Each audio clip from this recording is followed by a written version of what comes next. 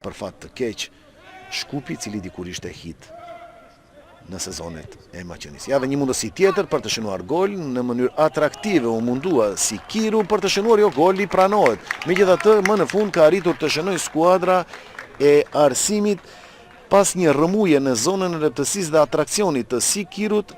Më në fund skuadra e Arsimit arrin të zhbllokojë rezultatin duke ngritur Musliu. Gabon, Argjend Gafuri, goditi Argjend Gafuri dhe 2-0. Pas gabimit të Sefer Musliut, nuk fal kapiteni skuadrës Arsimit, Gafuri, i cili arrin ta plasoj në rrjetën e portës kundërshtare. Arsimi 2, Shkupi 0.